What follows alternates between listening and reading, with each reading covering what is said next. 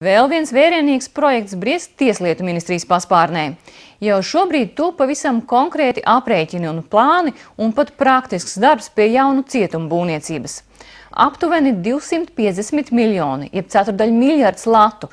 Tā ir summa, ar kuru būtu jārēķinās, lai uzceltu 5 jaunus cietumus.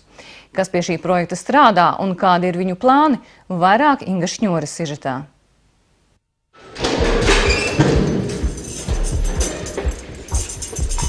Cietuma sliktais stāvoklis sen nav nekāds noslēpums. Eiropas cilvēktiesību tiesā sagūlušas ieslodzīto sūdzības par necilvēcīgiem apstākļiem Latvijas cietumos. Un šī ir ļoti laba platforma, lai realizētu vērienīgu, pat 100 miljonu latu vērtu ieceri par esošo cietumu slēgšanu un 5 jaunu būvniecību.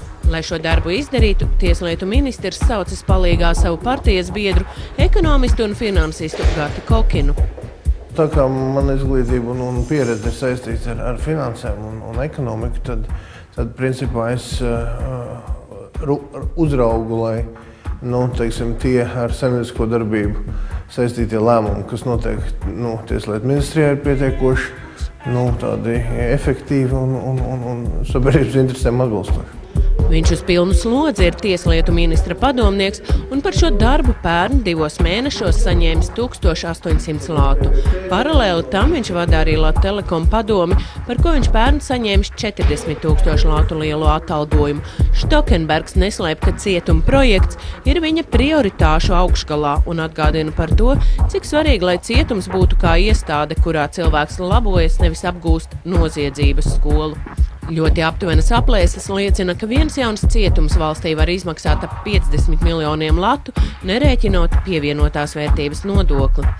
Mēs runājam par to lielo jauno cietumu celtniecību. Tas ir atkarīgs lielā mērā gan no valsts finanšu resursiem, kur mums ir plāns, piemēram, kaut vai pārdot esošās teritorijas. Mēs varētu iegūt kaut kādu sēklas naudu, ar kuru uzsākt finansējumu piesaisti. Piemēram, Jelgavā mums cietums ir pašā pilsētas centrā, kur es pieņemu, ka kādam investoram varētu būt interesi par to, lai šo teritoriju izmantot kaut kā labāk. Bet, protams, tas neseks visus izdevumus. Štokenbergs un Kokins domā, ka cietumi jābūvē tāpat kā Igaunijā, piesaistot privātu partneri, kas būtu finansiāli izdevīgi, un viņuprāt ar pamatotiem un racionāliem argumentiem ir ļoti cerīgi šim milzu projektam iegūt akceptu arī no starptautiskajiem aizdevējiem. Saskaņā ar šī brīža aprēķiniem, aizslēdzot 2 vecos cietumus, ietaupītos 4 miljoni latu, bet par jauno privātajiem ik gadu maksātu 6. Par kuriem ir runa? Šie lēmumi vēl ir jāpieņem, tātad ir vairākas versijas. Bet visdrīzāk, ka viens no tādiem lielajiem cietumiem varētu būt tā saucamais Kurzemes cietums Liepājas tuvumā. Un tad skaidrs, ka mēs slēgtu to cietumu, kas ir Liepājas centrā un traucē iespējams arī pilsētai tālāk attīstīties. Un visdrīzāk, ka mēs slēgtu vēl kādu cietumu un pārvietot šos ieslodzītos uz šīm jaunajām telpām. Kāpēc izvēlēta tieši Liepāja un šis cietums nav īsti skaidrs. Ieslodzījuma vietu pārvaldē to nesauc par viskritiskākā stāvoklī esošo. Tāpat domas dalās arī par centrāla cietuma nākotni. Ja Kokins tajā vairs redz vietu tikai muzejam, tad pārvaldē to nosauc kā pirmo, par kura rekonstrukciju tomēr var domāt. Vai ir kaut kādi no šiem cietumiem, kurus jūs redzat, ka tur vēl ir iespējas radīt tos apstākļus, lai viņiem nebūtu pamats sūdzēties? Kā viena no šīm vietām tā varētu būt Rīgas centrāla cietums, kur iespējams renovēt vecās telpas, viņās izveidojot mazākas kameras ar visādām palīgi telpām un labierīcībām priekš ieslodzītajiem. Varētu būt vēl kāds cietums, kurā mēs arī varētu šo renovāciju veikt. Pat atvestie, bet iepriekšējo ministru pasūtītie cietumu maketi esošā Tieslietu ministra birojā jau atmesti kā pārlieku dārgi un neracionāli projekti. Taps jauns, daudz ekonomiskāks plāns.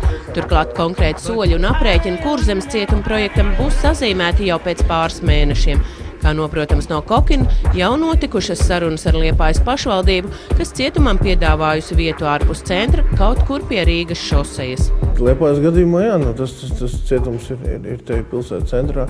pilsētā ir interese par šo vietu, un es domāju, ka tur mums izdosies atgūt kādu daļu līdzekļu. Savukārt aprīļa beigās plānots parakstīt līgumu ar Norvēģiju par tās finansiālu atbalstu jauna, aptuveni 10 miljonu latu vērta cietuma korpusa būvniecību Olainē.